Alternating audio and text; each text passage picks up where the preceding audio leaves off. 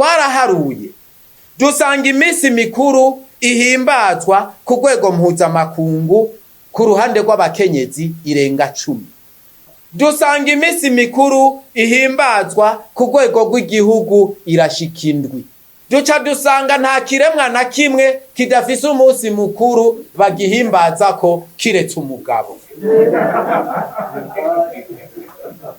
Hariho umunsi wahariwe ibiti, hariho umunsi wahariwe ibikoko, hariho umunsi wahariwe ibidukikije, hariho umunsi wahariwe uburaro, hariho duhimbaza umunsi w'amazu, hariho umunsi w'amazi, hariho umunsi w'abakenyezi, hariho umunsi w'abigeme. Muranyereka umunsi w'abagabo aho wanditse. Dutegerezwa kubera ko twabonye ko ibifatiye ku butunzi abakenyezi uyu munsi bafise amabanke abaha ideni abagabo babo batabizi batanabasinyiye, bafise amashirahamwe abaha amadeni abagabo babo batabizi batanabasinyiye, mu gihe umugabo atemerewe gusaba ingurane ahantu na hamwe umugore atamusinyiye. Ibi n'akarenganyo kaboneka. Umugore yasaba iryo deni yarikoresha ibyo ashaka ryahomba, bagaca baza bagafata iby'urugo umugabo atigeze abona na kimwe. Turasabye rero amabanki n'amashirahamwe yo kuziganya no kugurana afata ingingo zose zishoboka kugira ngo umugore ahabwe ideni.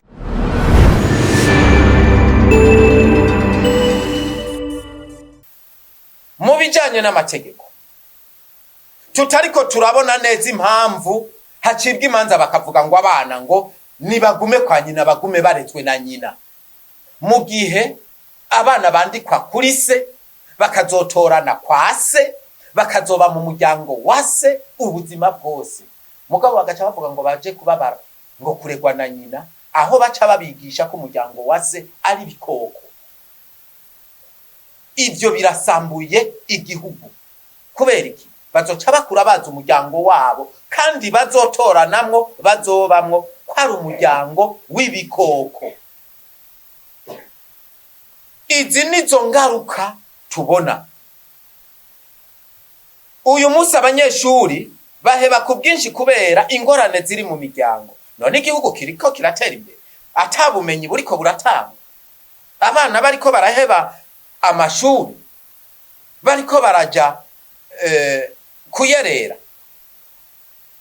Igihugu kirakwiye gushiraho ingingo zikingira umuryango na senaka. Ivyokorwa mu gutuza ayo mabi no mu kuyakinga birahari kandi ni byinshi, kandi igihugu gikeneye kuba ari wo mushinge cubakirako kugira ngo aya mabi tuyatuze. Navyo nibiki? Ubwa mbere ibijanye n'imico n'imigenzo.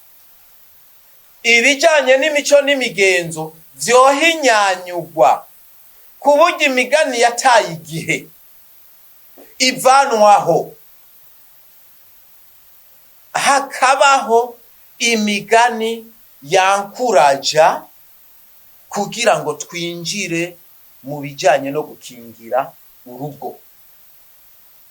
Iyi dahari ikanigwa igashigwaho.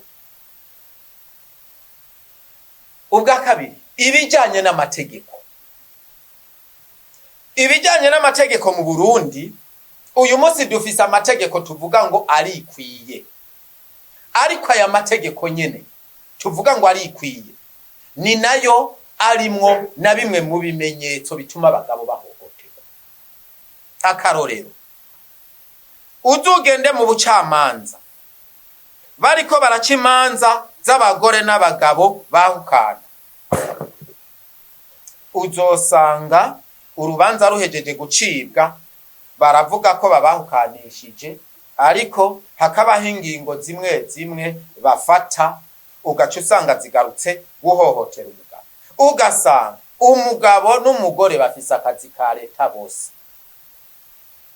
umugore agaca reklama avuga ko abana ari waguma bareze, mugabo agaca reklama ko akeneye ibirezo kandi ari inshingano ziwe nawe kubarera.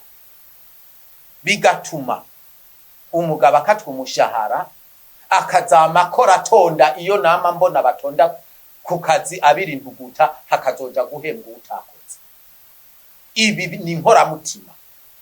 Niba umugore avuga ati abana nzobarera, afise uburyo nabarere, mugabo umugabo ntakoma.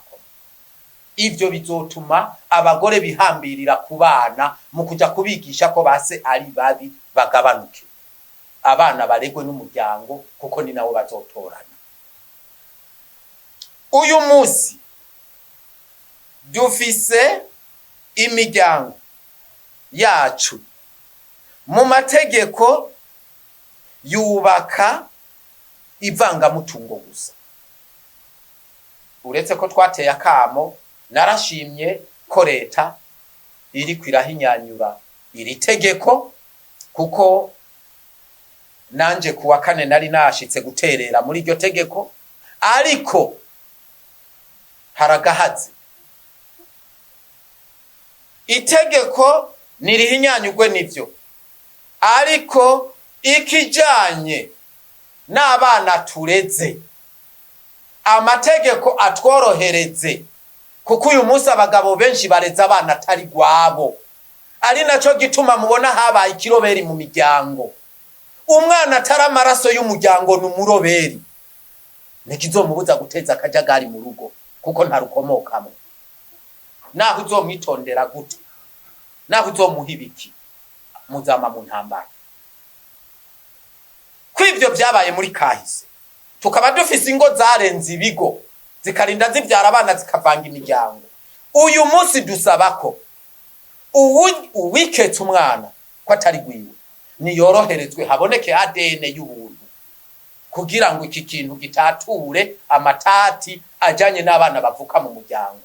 Umuryango wandikishwe mw'abana bawukomokamwo koko, abo bandi umugore abajana iyo yabavyaye. Kuko ivyo bizotuma abagore barenga ibigo, n'imiburiburi bagira ubwoba bwa ADN izoba. Sinovuga ngo bahagarike kurenga ibigo kuko nta ukura akinjiye mu mutima, ariko baze bagende bazi ko batagira abavyare kuza kuvanga umuryango, kuko ivyo ntawo bibakuramo. Hariho benshi bitobavamo, si bose, ariko hariho benshi bitobavamo byo kurenga ibigo. Kera bavuga ngo umugabo ngo ni waharika. Uyu munsi umugore araguharika abagabo 4-5 kandi ataha mu nzu yawe. Wewe ukitwa umugabo wa mase, mugabo abagabo biwe bari nyuma y'urugo. Aho haba na planification y'umugore akavuga ati aya mezi 5 nzoyabana n'uyu, mugabo nzoca ndondera ico niyandazako kugira nje hanze. Ukaza wumva ngo umugore ngo yagiye buje ngo mugabo apanze hajya. No kugira wa wundi mugabo yifuje ko ayandi mezi 5 bazobana ronke aho babana. Ivyo biribonekeza. Ugasanga umugore yatanya abana umugabo, ukumva ngo umugore ngo abango ngo mu rupangu kwa kana regermani haba afise y'ubundi mugabo, je vous jure, afise y'ubundi amutahira. Vyananiranye uko yoza aramutahira iwawe kugira ntafatwe, acarondera intambara hagati yawe nawe, agaca agenda agaca yipangira. Ni gute umugore agiye buja ataji wawe kandi umugabo yogiye kumucura iwawe? Aho ni ikibazo kiri. Iyo abo umugore yagiye buja akagenda kwa se na nyina ati hari vyagoranye mu rugo, umugabo yovuze ati koko umugore ari n'ubuntu, reka ngende gusaba abavyeyi baduhanure, hanyuma umugore atahuke mu rugo. Mugabo kubera uyu munsi avi wawe afise uwundi mugabo bahanye gahunda y'igihe bagiye kumarana hanaka, uyu munsi agenda asohora ibintu wawe agiye mu yindi nzu. Wa wundi mugabo akabaronse umwanya nawe wo kubaka urugo, ikiringo ciwe. Ari naho dusaba abajejwe amategeko. Uyu munsi umugore yaje atacazanye iwawe, asanga ibintu warabirunze. Uyu munsi umugore agenda buje azanye imodokari agapakira amatungo yose, we uva ku kazi usanga inzu yera. Mbega koko ajya amatungo ari mu nzu n'ay'umugore canke n'ay'umuryango. Ni gute inyamiramabi canke ubutungane badafata ingingo yuko ata mugore yemerewe gupakira ibintu byo mu rugo ngo abijana ahandi? Amatungo y'urugo yategerezwa gukingirwa akaguma mu rugo kugira ngo bikunde uwo mugore niyaba yihanuye azogaruke mu rugo ashikira muri ya matungo. Mugabo uyu munsi arayajyana yose agacaba yose ayafyeta akayamara, akazorerekana nuko wongeye kurondera vyagwiriye, agaca agaruka kugutera ngo ntitwahukanye n'iwanje. Ari naco gituma hari abagabo bariko barasazira mu kurondera amatungo, abagore nabo bariko baratungira mu kugaruka gusahura amatungo. Umugore akagusahura gatatu kane, yabona yuko agusiza ataho wowe ukirondera ngo uronke, agaca gukaraba ati ntuzugaruke kunyiruka ko nzopfa ntagarutse. Ibi nivyo biriko birasubiza ingo zacu inyuma. Uyu munsi umugore barazi neza ko abagabo itegeko ritatwemerera kuzana umugore mu gihe utaragira divorce n'ubundi officiel. Mugabo umugore avi wawe agaca aja kubaka imakamba ku wundi mugabo, akubaka urugo rwa munanira kubera azazokwitwaza yuko atahukanye, agaca agaruka yiruka. Yagaruka yiruka bavuga ati ntiwinjira ngo regura amenya nta divorce nakugira. Amategeko agaca aza yiruka ati murugiwe ni ngaha ntimwigeze mwahukana ntaho mwasiranye. Murugi iyo yagiye biramunaniye, abonye birutwa nuko agaruka, agaca agaruka yiruka iwawe, akama bigira gutyo. Mbega umugabo n'igiti ku buryo wewe igihe umugore yagenda umugabo nawe atari guca yinjiza umugore. Nitura abantu. Uyu munsi rero ikosa ugaca usanga ngo rifata umugabo gusa. Aha niho tugenda turibigwa. Uyu munsi dusaba iki? Umugore niyaba asohotse urugo, niba dushirireho ikiringo ntarengwa.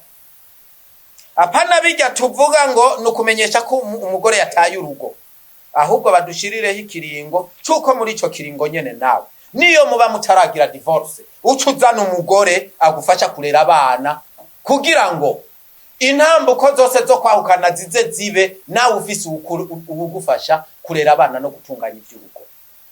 Gutyo bizotuma babagore baduhanisha ngo nzogumiyo ngo ndazi ko atazozana umugore, bizotuma badaca urugo nkuko biri. Kuko uko biri uyu munsi ni ibintu byo kudukomesha. Mbega bazodukomesha kugeza ryari? Ari nabyo bica bituma umugabo ananirwa na bwa buzima, agacarenga ibigo, nawe ugasanga ariko ararondera babandi bamuca makeya kugira ngo yifashishe. Akurayo ibintu byinshi, natamutera inda ngo azoza n'undi mwana muhira, azokurayo ingwara. Ibi bintu biriko biraba n'urudandazwa kukijanye na viole. Uyu munsi ndahamya kandi turafise n'amaka menshi y'abadutabaje bapfunzwe, mugabo kugeza uyu munsi barahira ko iyo viole batayikoze. Kandi turafise amakenga koko kwabo bantu bataba barakoze ico caha. Ati gute? Uyu munsi umukobwa kanaka arakwipfuza kubera akubona n'agafaranga, akubona ba mu muryango wifise, yipfuza kumbure ko mubera umugenzi, yipfuza ko wo mubera umugabo. Mugabo nawe kubera ko ibiharuro byawe bitajanye nawe ukanka, agaca panga kuzogukorera ikibi. Canke imiryango kubera urwanko igapanga kuzokorera ikibi umuhungu kanaka kubera urwanko rwo mu muryango. Mukijanye n'ibipimo bya muganga, hose bapima umukobwa canke umugore. Nta gipimo na kimwe bakorera umuhungu ngo babone ko uwo muhungu canke uwo mugabo yoba yabikoze n'uwo muntu koko. Bigaca bituma umwe aja akagufata ati ni wewe, bagufata bakujana kugupfunga, nawe bakamufata bamujana kwa muganga. Ibipimo byose azanira ababimucumye bivuye kwa muganga vyitwa ukuri. Kubera iki? Wabikoze hari igihe avuye kubikora ahandi. Erega umukobwa hari igihe agufata kuko avuye kuryamana n'uwundi muntu, cyangwa umukobwa akagufata kuko yikinishije, kuko no kwikinisha navyo ku bakobwa twasanze vyerekana ko umuntu yakoze rapport sexuelle, bigaca bituma wewe wagirijwe kubera ko umukobwa azanye icemeza ko ivyo bintu vyabaye, wewe ufatwa ko ari we wabikoze. Urubanza rurabaye, uraruciriwe, urapfunzwe, atacaha wagiye. Bizogeza ryari?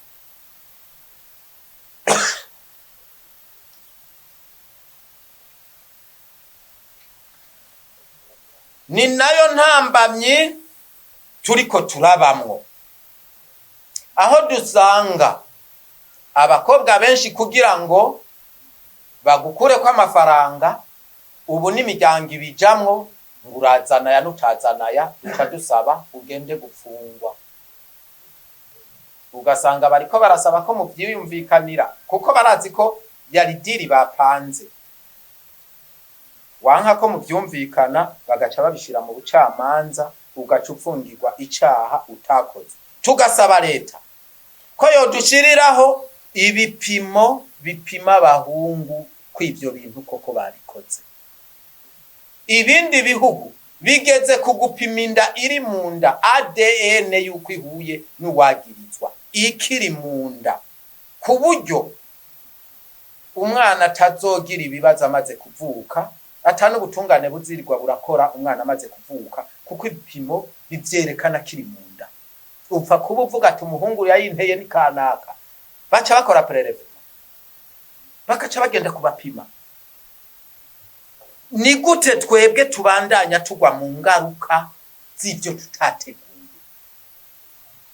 Ivyo bizofasha ko abakobwa n'abagore bagira mission ku muntu bigabanuka, kuko azoba zibazoca babapima, azi ko bitabaye ntazirirwa ari yararaza, azohora. Mugabo uyu munsi babifashe nk'idiri, bari kwidiri, n'urudandazwa ruriko rurakogwa. Bahungu, ndasaba ko mwiyubara. Igihe cyose iki gipimo kitaraboneka, mumenye ko muriko murazira ubusa. Ndasaba ko mwiyubara, mumenye ko muriko murazira ubusa, kuko abateguye ivyo barabitegura bakabishira no mu.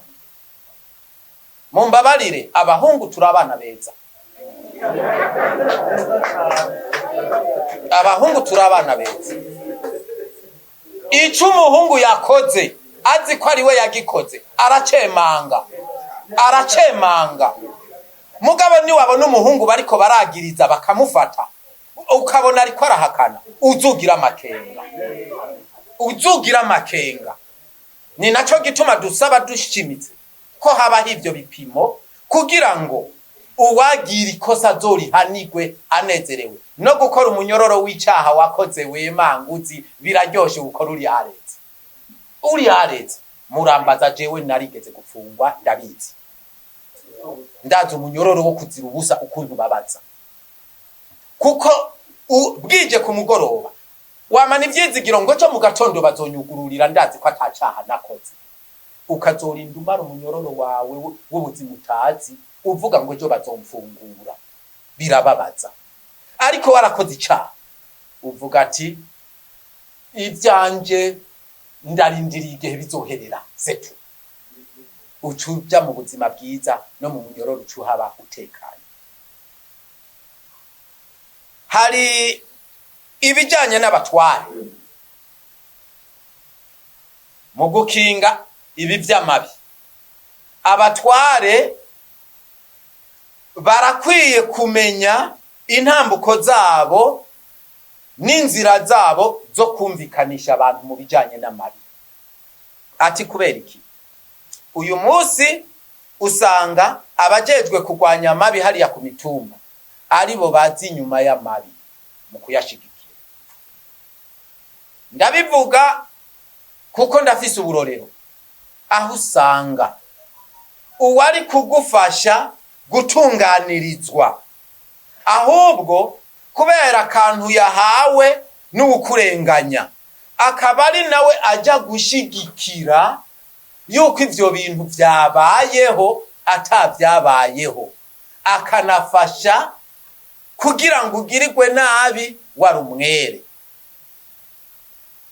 Ni nabo bari gufata intumbero ya mbere yo kugira ngo ubuhohoterwa akingigwe. Uyu munsi uzawumva ngo mu rugo kwa kanaka haraye intambara, mugabo wagenda kubaza umutware akakubwira ngo birabaraba. Ese uwo ariko arafasha? Ni gute rero bazofasha? Ni waba ushaka ko igihugu gitera imbere, wa mutware we domakuru toke hakiri kare. Niyo bari umugabo ageramiwe, domakuru toke ati turabizi, nimwaba mwarabumvikanishije bikanka, ibishikiriza babatwara hejuru bafashe.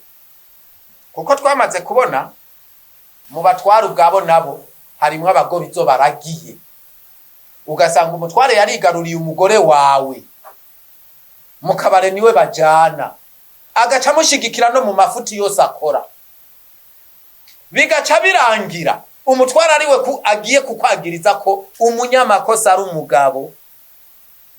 Mugabo amafuti yose yakozwe n'umutware, aho basigaye banashigikira ugasanga itongo ry'umugabo kanaka ryaragurishijwe ngo abatware niho bari ngo umugore yarigurishije ashigikiwe n'abatware. Mwebwe mwarabonye itongo ry'umuryango rigurishwa n'umugore? Nimubona neza yuko ibi bintu muri kazoza bizotuma haba izindi ntambamyi? Mbega uwaguze yoja akaryama ngo yaguze n'umugore? Aho naho babanje komora umugabo akomoka, bagasigara babitunganya gutyo. Nkongera nkanavunira akagohe ubutungane, kuko hari abagore biza amayeri. Umugabo yaragiye gupagasa kubera intambara barimwo murazi, baba batakivugana cyane. Umugore agaca agenda akamenyesha ubutungane yuko umugabo yapfuye, bo muha uburenganzira bwose bwo gutunganya iby'urugo, kugira ngo nibaheza kumuha ubwo burenganzira acagurisha iby'urugo. Dufise amadosiye mwenayo aho umugabo yagiye abona mu binyamakuru vya leta bavuga ko umugabo yapfuye kandi ahari. Umugore abikora baraye bavuganye n'umugabo, yanditse iryo kete yaraye avuganye n'umugabo amenyesha ko umugabo atakiriho yapfuye, asaba uburenganzira bwo kugera amatungo, kugira ububasha ku matungo. Bica biragenda uko umugore ahabwa ubwo burenganzira, aca arengera mu bintu byose uwo munsi nyene aragurisha byose. Murumva izo tactique bariko barakoresha, mubimenye bagabo, mube maso. Hari systeme nyinshi ziriko ziratuma abagore muri iyi si bashaka gutunga batarushe, bashaka gutunga bambuye abagabo ivyabo, mbere bigezaho biga imikenyuro yose.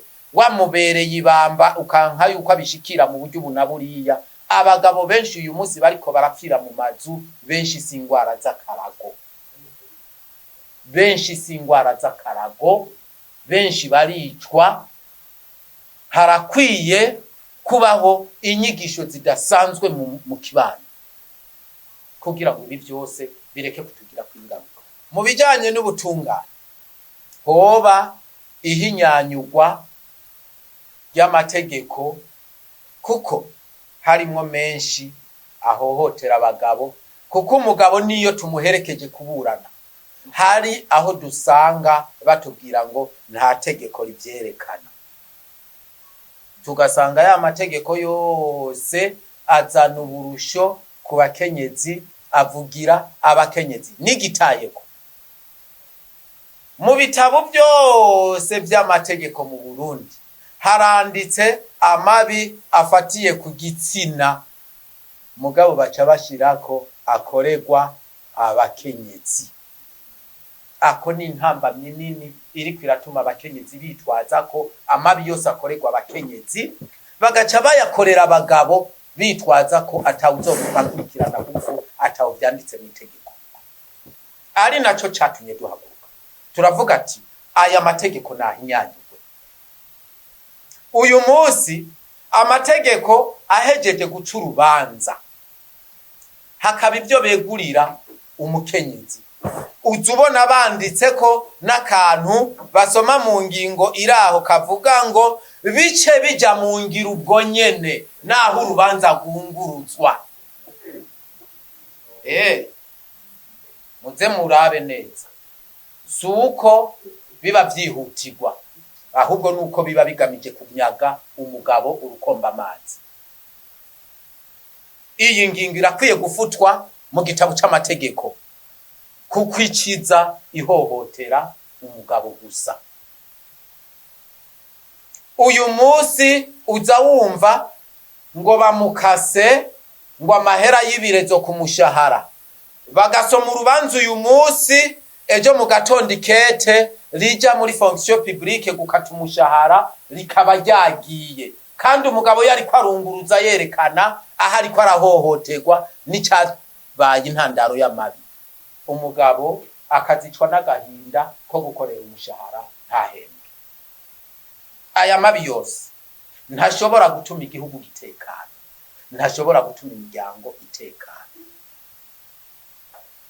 Ni naco gituma mu byo dusaba leta nkishira hamwe abagabo mu gahinda, mw'izina ry'abagabo bose turetse abahuye nayo mabi gusa, mw'izina ry'abagabo bose turasaba leta y'u Burundi gushiraho umunsi mukuru wahariwe abagabo uhimbazwe mu gihugu cy'u Burundi mu ntumbero yo kubahura abagabo, gushira habona amabi bakoregwa.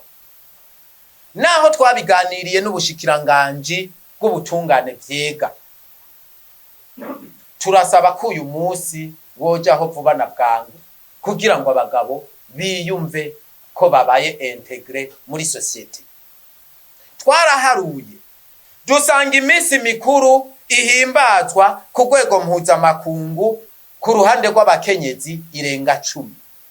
Dusanga iminsi mikuru ihimbazwa ku rwego rw'igihugu irashika 7. Duca dusanga nta kiremwa na kimwe kidafise umunsi mukuru bagihimbaza ko kiretse umugabo. Hariho umunsi wahariwe ibiti, hariho umunsi wahariwe ibikoko, hariho umunsi wahariwe ibidukikije, hariho umunsi wahariwe uburaro, hariho duhimbaza umunsi w'amazu, hariho umunsi w'amazi, hariho umunsi w'abakenyezi, hariho umunsi w'abigeme. Muranyereka umunsi w'abagabo aho wanditse, dutegerezwa kuwugwanira.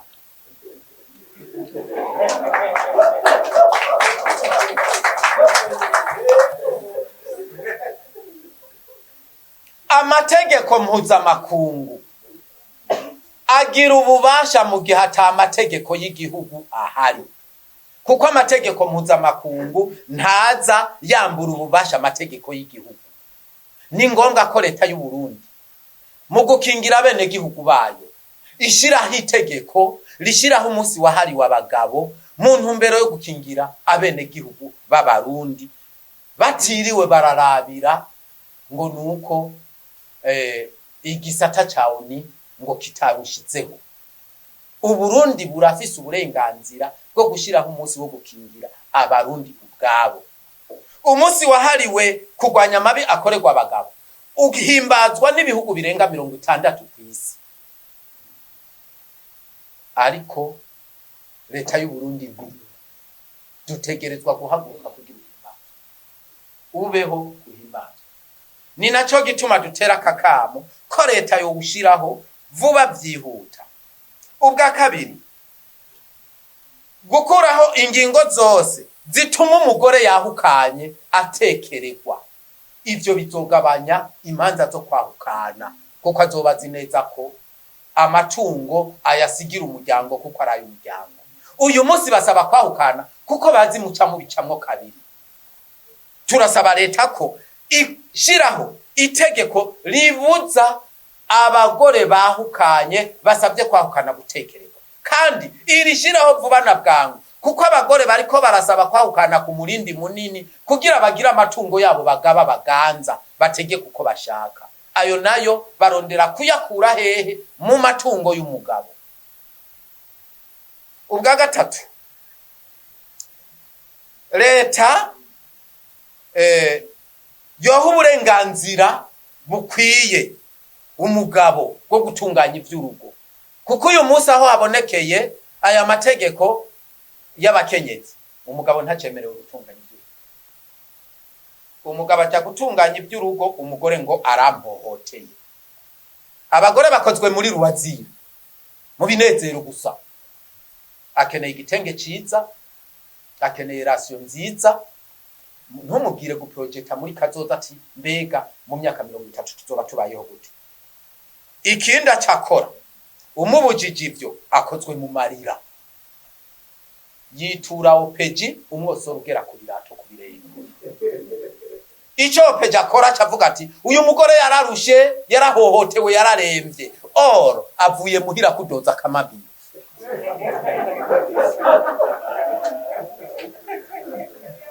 Bisigura ko n'abanyamategeko rimwe iyo bariko barakorera kuri ivyo baraturenganya.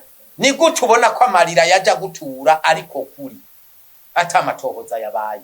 Ubwa kane, leta yocungera neza amwe mu marorerwa akorerwa bamwe na bamwe mu nzego z'ubutungane, akorwa na bamwe na bamwe mu nzego z'ubutungane, kuko mu butungane hariyo bamwe bafise inyungu zabo, bagaca bafata ingingo zambura amatungo abagabo bakayaha abagore bidahuye n'amategeko, bivanye n'ivyo bapfana, bivanye n'imigenderanire bafitaniye, bivanye n'uri nyuma yaba bibategeka. Ivyo byose bigaca biba intandaro yo guhohotera umugabo yari mukuri, akambugwa, na cane cane iyo bifatiye ku matungo. Ugasanga inzu zawe zibiri barazigutwaye zose bakazegurira umugore, zari zo wiyubakiye. Ugasanga aho umugabo atanemerewe no kuzihonyoramo. Ni gute umugabo abuzwa guhonyora mu rugi wiwe yarondeye kuva kiri umwana? Ni haba habaye gukinga,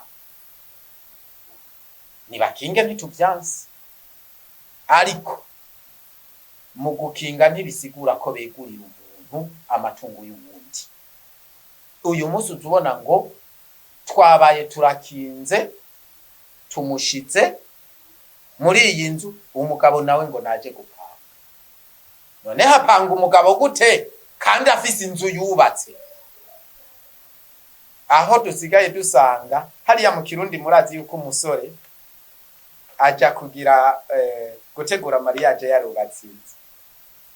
Mugabo uyu munsi uza wumva ngo inzu ngo si yiwiwe. Umugore yasanze yubatse, isakaye, yugaye, hagaca hasohoka umugabo, umugore akaba ari ayisigarana. Mbega ko umugore iyo agiye buje agenda iwabo, umugabo nawe agiye buje aja hehe? Iwabo ni hehe? Mwibarabara. Mbega umugabo azamaja buje mwibarabara, cyangwa umugabo niwe yogumye muhiri wabo kuko asanzwe ari wabo? Ivyo navyo tubimenye. Aho niho umugabo yahohotewe gusumba. Icya gatanu, leta yokora ibishoboka byose igashiraho ibipimo bikenewe ku bagabo barenganira mu vyaha nka viole na ADN. Viole nabasiguriye ko abenshi bapfungwa batayikoze kubera babarondera kwa matungo. ADN nayo ubu bigezaho umugabo nikokora ati jewe ADN ndayemera, reka ndayikoreshe. Yayikoresha umugore ngo ndayihakanye siyo, wamubwira ati girisha counter expertise ngo nabisubiremwo wenyene. Mbega wotora icyabona ugacutora n'ikiguhiza? Mwumve namwe agusesa guzabone ko byose bikuvuye. Ivyo mumenye yuko arakaranda gatuma ingo zihungabana. Cyangwa ukaza wumva kubera igipimo kiri ku mahera menshi, ukazubona umugabo arapfuye kwandikisha ati jewe ntaho no yakura, reka mfe kwandikisha. Akazoba hazi neza ko mu muryango wiwe harimo ubutari bwiwe, biratunza. Leta rero nidushirireho ADN y'ubuntu kuba zoba bituye ubutungane basaba yuko bobarabira ibijanye na paternité, kuko bizogabanya abagore barenga ibigo. Icya gatandatu, turasaba dushimitse kubera ko twabonye ko ibifatiye ku butunzi abakenyezi uyu munsi bafise amabanki abaha ideni abagabo babo batabizi batanabasinyiye, bafise amashirahamwe abaha amadeni abagabo babo batabizi batanabasinyiye, mu gihe umugabo atemerewe gusaba ingurane ahantu na hamwe umugore atamusinyiye. Ibi n'akarenganyo kaboneka. Umugore yasaba iryo deni yarikoresha ibyo ashaka ryahomba, bagaca baza bagafata iby'urugo umugabo atigeze abona na kimwe. Turasabye rero amabanki n'amashirahamwe yo kuziganya no kugurana afata ingingo zose zishoboka kugira ngo umugore ahabwe ideni asinyiwe n'umugabo, kuko niwe bafatikanije gutunganya iby'urugo. Umugabo amenye iryo deni cyo risabiwe, amenye iyo rigiye, amenye ibyo rigiye gukora, n'ibyahomba azobe mu baririha urugo rudasahuwe. Ibi bizotuma umuryango utekana, kuko uyu munsi usanga umugore akeneye amahera yo kujya kwinezererwa ku mazi, aca agenda mwishira hamwe akayatora, umugabo akazoyariha, akabona baje gushorera inka iyo mu misozi twirirwa mu ntambara, aho amashira hamwe y'abantu 50 aza gashorera inka iri mu rugo, umugabo atazi impamvu. Umugabo agasanga inka yakuwe mu ruhongore ngo birisha ideni, amategura bagasanga bayakuye ku nzu ngo birisha ideni. Mumenye ko ibyo tubayemwo na karanda.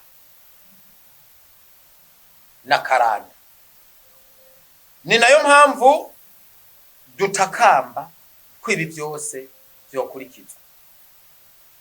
Icyanyuma dusaba ni ihinyanyurwa ry'amategeko. Amategeko yose avugwamo ibijyanye n'ihohoterwa yohinyanyurwa. Ni nacyo cyatumye dutumira uyu yanonosoye iby'inyifato kugira ngo ashobore kutwunganira ku bijyanye n'ibibera muri biriya biringo biterwa n'inyifato, kuko hariho ibyo mwebwe nk'abamenyesha amakuru mushobora kuba mutazi ko bifise umuti, bisanzwe bifise umuti.